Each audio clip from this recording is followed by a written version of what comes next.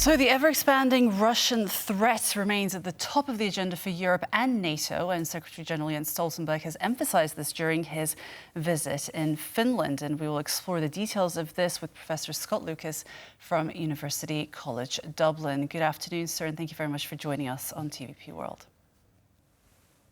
Thanks to you and to all your viewers.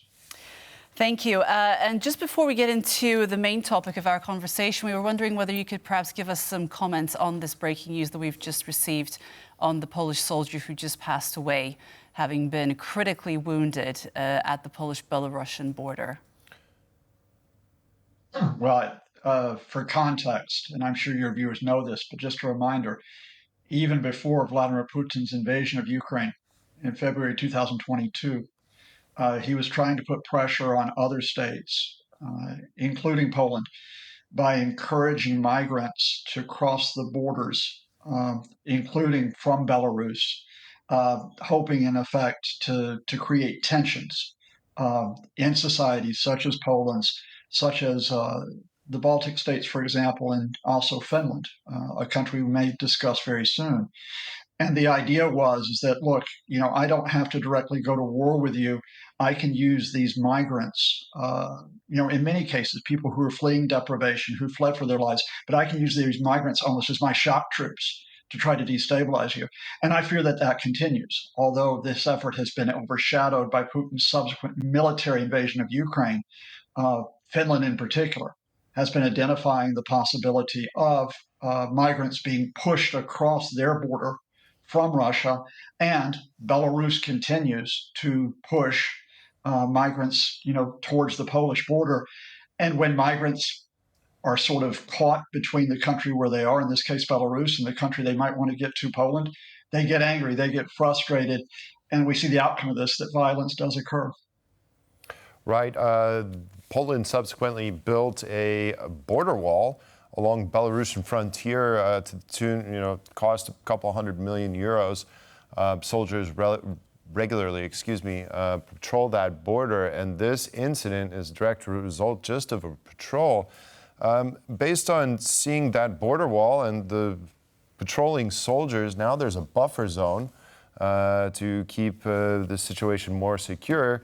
But does Poland need to change its tactics, perhaps, so that none of its soldiers get injured during these incidents? What are your thoughts? I mean, that's something that the Polish border force will be considering quite carefully, because as a border force, you want to ensure that you protect that frontier, as it were, but you want to do so because there have been incidents of Polish forces hurting migrants in the past. You don't really want to do that. At the same time, you don't want to expose your forces to danger. And the reality here is that while you consider those tactics to try to minimize the confrontation, this issue that we face in many countries, not just in Poland, this issue of migrants who want to come across, who want to get to better lives, is going to continue. We're going to have to think in a longer run about a more constructive way of dealing with the issue of immigration. But here, the immediate cause is that you have Belarus, who of course is an ally of Russia, who is going to continue to use these migrants to put pressure on Poland as part of the tactics that are being used in the invasion of Ukraine, which brings us all the way back, which is until you can defeat Vladimir Putin in Ukraine, until you can defeat his hybrid warfare, some of which is military, some of which is political, some of which is psychological, you will have this ongoing problem with migrants who are caught along this frontier between Belarus, Russia, and other countries in Central Europe.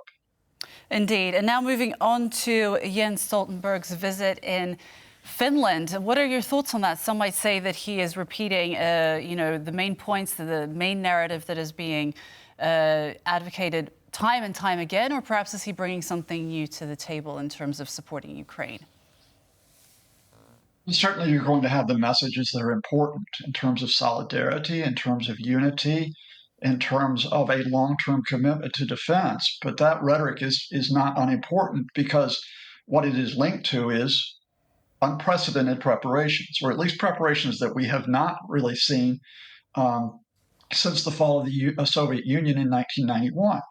What are those preparations? Of course, you'll know that Finland and Sweden have joined NATO after decades of neutrality. So they are now within the alliance. Finland, in particular, of course, is on the front line with Russia because it has a common border with Russia. And again, viewers may remember that in 1940, Russia tried to, or the Soviet Union tried to conquer Finland at the outset of World War II. The Finns resisted that. Here we are in 2024, and of course, the immediate front line is that invasion of Ukraine. But there is always the prospect that Vladimir Putin will try to carry out a wider war on multiple fronts, not just talking about military attacks, but talking about cyber attacks, talking about propaganda and disinformation, talking about attempts to destabilize economies. As we've just been discussing, attempts to destabilize societies by using migrants. And so it's important that Finland and the rest of the countries in Eastern Europe and countries like Poland feel they are part of a wider, longer term plan, which is to check the Russian threat and to ensure that as Ukraine receives the assistance that it needs, that Mr. Putin, for all his chest thumping, and he's just chest thumped in the past 24 hours by saying, I can give weapons to someone to attack you, to ensure that his chest thumping does not lead to an escalation, thinking that he can get away with it, get away with aggression elsewhere in Eastern Europe, as he tried to do in Ukraine. Right. We have the Baltops sea drills, if you will, some of the largest since the Cold War, basically. We have these 5 new routes of rapid reaction deployment from the U.S. Over 300,000 troops can swiftly make it to the eastern flank in various sectors along the eastern flank, because it is quite big. And all of this, I mean, this is all about deterrence, right? There are reports from German intelligence saying that Vladimir Putin could have enough strength to strike NATO territory by 2029. There are other intelligence reports that we have less time. In just 2 years, he may make a move on the Baltics. Based on what we're seeing within NATO, is this sufficient deterrence to make Vladimir Putin think twice? Is precisely to ensure that you have not only deterrence in place, but if Mr. Putin decided to cross that line, as he did with Ukraine, and if he decided to attack a country which is a NATO member, say Finland, say one of the Baltic states, say Poland, that this country would not be isolated, that NATO's Article 5 for collective self-defense would be activated immediately. And it would not be activated not just in terms of a declaration, but the forces would already be on the move. NATO, in a sense, is making plans which perhaps it should have done already years ago. But in this case, spurred by what has happened in Ukraine, that ability to ensure that Putin cannot get away with a quick land grab, that he cannot get away with trying to say, here I am, I'm planting the Russian flag here.